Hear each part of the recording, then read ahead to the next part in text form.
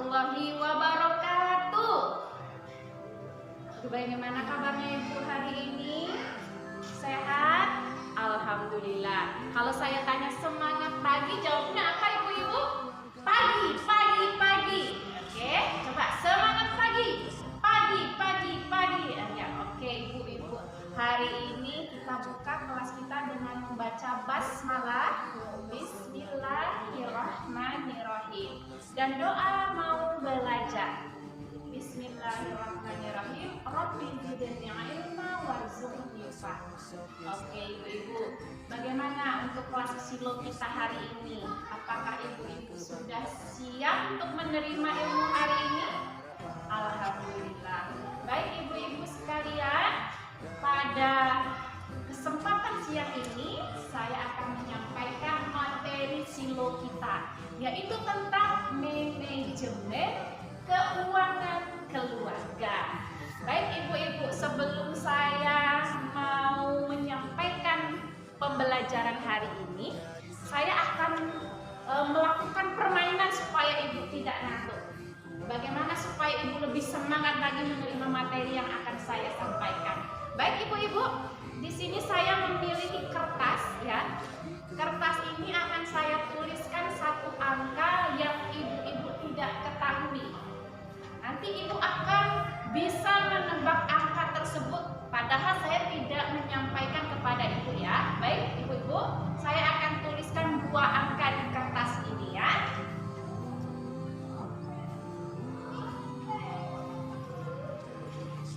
Oke, baik, kertasnya saya lipat, lalu saya simpan. Saya simpan di sini ya Ibu-ibu. Saya simpan. Angka ini tidak ada Ibu yang tahu ya. Baik, sekarang untuk menebak angka yang saya tuliskan tadi, di sini saya sudah memiliki angka. Coba Ibu perhatikan, ada angka berapa? Ya, 1, 2, 3, 4, 5, 6, 7, 8 dan 9 serta 0. Oke, sekarang saya minta Ibu untuk menyebutkan angka dari favorit Ibu. 2 saja ya Ibu, angka favorit Ibu. Iya, bagus. 5 akan saya lingkari ya. Oke, lalu oh iya Ibu, bagus. 7. Nah, sekarang saya akan turunkan angka 7 yang Ibu pilih tadi. Oke, lalu saya akan coret angka 5 yang Ibu pilih tadi. Oke, saya minta untuk Ibu Deni. Iya Ibu, mau memilih angka berapa? Ya betul, silakan memilih dua angka favorit Ibu. Iya, 8 dan 0. Oke Ibu, saya akan silang angka 0-nya, lalu saya akan turunkan angka 8. Nah, sekarang saya memiliki angka 7, 8 dan beberapa angka yang belum dipilih. Saya minta kepada Ibu Lisa, silakan Ibu pilih satu angka favorit Ibu. Oke, 9 ya. Baik, saya akan turunkan angka 9. Saya minta lagi Ibu untuk memilih satu angka yang Ibu tidak suka. Oke, angka berapa Ibu? Ya, 8. Oke, akan saya silang. Dan angka 7 akan saya turunkan dan 9. Jadi angka yang saya dapat adalah 7 dan 9. Sekarang kita tebak ya Ibu-ibu. Angka yang saya tulis adalah 7 dan 9. Oke, jadi apa arti dari permainan kita hari ini Ibu-ibu terkait materi kita hari ini? Apa sih manfaat permainan yang kita lakukan tadi? Iya betul Ibu, artinya adalah manajemen keuangan keluarga itu jika kita atur sesuai dengan tujuan yang kita mau akan mencapai. Sama seperti saya tadi, saya menghendaki Ibu-ibu itu memilih angka 7 dan 9. Ketika Ibu-ibu memilihkan angka favorit Ibu, saya akan kondisikan bagaimana Ibu memilih dan mencapai tujuan angka yang saya harapkan. Begitu juga dengan manajemen keuangan keluarga. Oke, baik Ibu-ibu, sekarang kita masuk kepada materi. Sekarang Ibu-ibu coba periksa dompet Ibu. Ayo, jadi menurut Ibu, bagaimana keuangan Ibu? Sehatkah? Atau kurang sehat atau sakit? Nah, jadi itu Ibu bisa menilai dengan isi dompet Ibu-ibu. Oke, sekarang bagaimana cara mengelola keuangan keluarga? Jadi setelah belajar ini diharapkan harapkan dari ibu-ibu semua adalah nanti bisa mengelola keuangan keluarga ibu. Itu yang inti dari pembelajaran kita ya ibu-ibu. Karena dengan dikelola keuangan keluarga kita, itu akan mencapai tujuan dan impian-impian keluarga kita. Tapi kalau tidak dikelola itu akan menjadi kacau. Ya, tujuan dari keuangan keluarga kita itu akan sulit diraih. Impian-impian itu akan kabur kalau kita tidak kelola keuangan keluarga. Jadi menurut ibu penting nggak mengelola keuangan keluarga? Iya bu, sangat penting, betul ibu.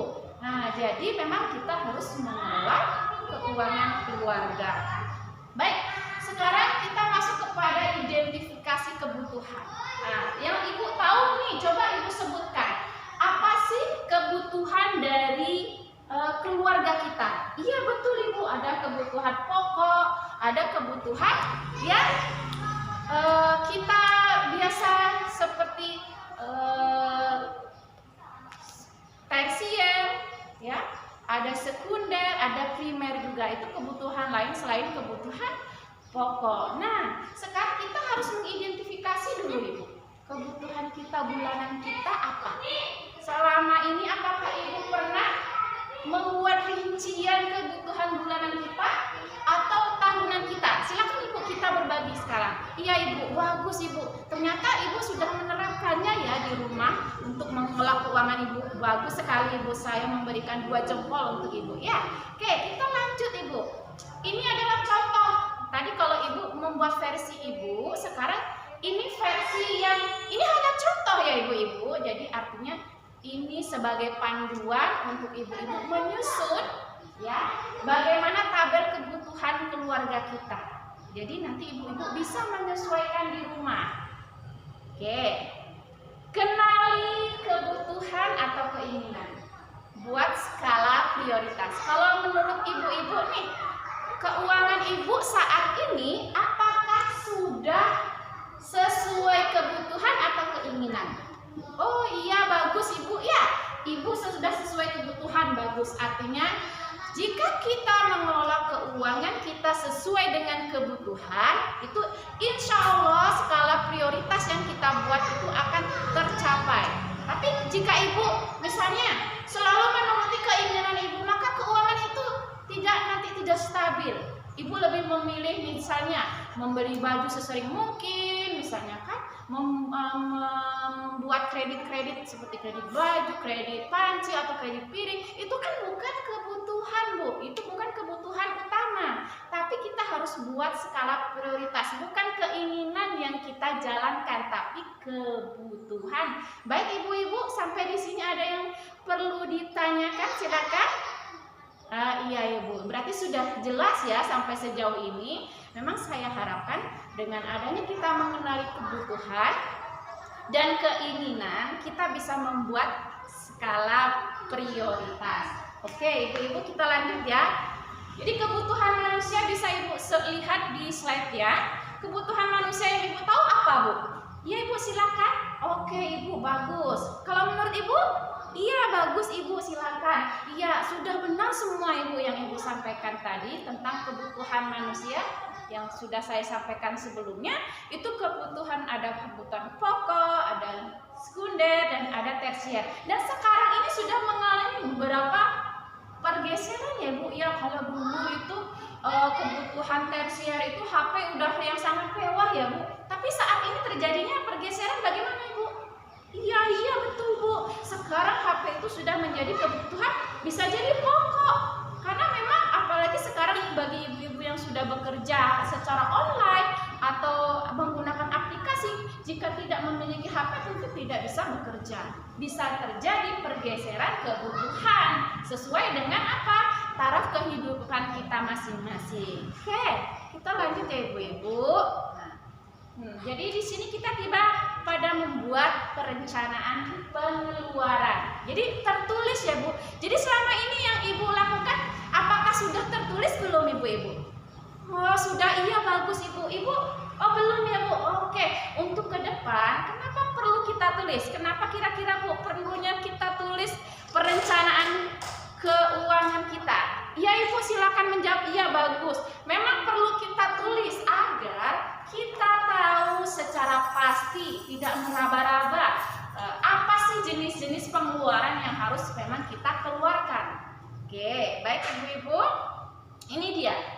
dalam menyusun keuangan keluarga, dalam manajemen keuangan keluarga, ini yang perlu diperhatikan ya Ibu-Ibu. Ternyata banyak sekali untuk manajemen keuangan keluarga. Kira-kira apakah Ibu sudah melaksanakan ini semua di keluarga Ibu? Iya, Ibu sudah ya. Oh bagus. Ibu belum. Iya, artinya ketika kita memperhatikan ini dalam menyusun keuangan keluarga itu akan mewujudkan impian dari keuangan keluarga yang kita harapkan. Kita harus punya impian-impian ya Ibu ya. Punya impian sehingga kita dengan impian tersebut kita akan berusaha untuk menyisihkan uang kita atau menabung. Lalu memprioritaskan anggaran yang sifatnya adalah wajib. Jadi bukan keinginan lagi Ibu, tapi memang prioritas kebutuhan pertama yang harus kita penuhi. Selanjutnya adalah kita pahami dengan gaya hidup. Kita sesuaikan gaya hidup kita, ya. Jangan karena kita mau bergaya, tapi kita berhutang. Jangan kita mau bergaya, tapi keuangan keluarga kita pos-posnya itu terganggu, ya Ibu-Ibu. Dan pentingnya menjalin komunikasi dengan pasangan. Oke, Ibu, ini adalah contoh ya Bu ya. Ini sekedar contoh pembagian dari keuangan keluarga kita. Ini adalah salah satu referensi kalau Ibu menyesuaikan dengan keuangan Ibu, silakan. Karena kita kan yang lebih tahu untuk perencanaan keluarga kita yang tahu sebagai manajemen. Kita itu kan manajer keuangan ya Ibu-Ibu ya. Selanjutnya, bagaimana pelaksanaan keuangan sistem amplop? Jadi ini salah satu trik ya Bu ya. Ini bukan wajib Ibu kerjakan, tidak, tapi ini salah satu gambaran yang bisa Ibu terapkan dalam manajemen keuangan keluarga Ibu. Jadi sistem amplop ini ya Ibu ya. Nah, kita perhatikan. Kalau kita memiliki amplop, itu sudah kita tuliskan di dalamnya dengan trik pos-pos yang harus kita keluarkan. Misalnya kita mau membuat di situ pengeluarannya adalah SPP anak. Nanti kita akan masukkan uangnya di dalam amplop itu SPP anak.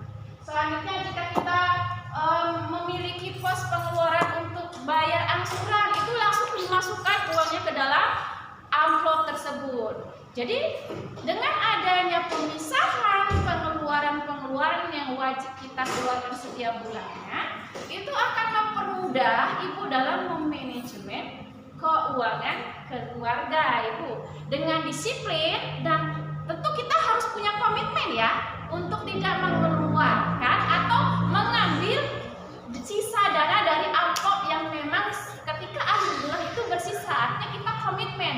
Ketika kurang kita tidak boleh mengambil amplop lain. Dengan demikian kita akan lebih menekankan hal-hal yang memang harus kita kerjakan sesuai alokasi dananya.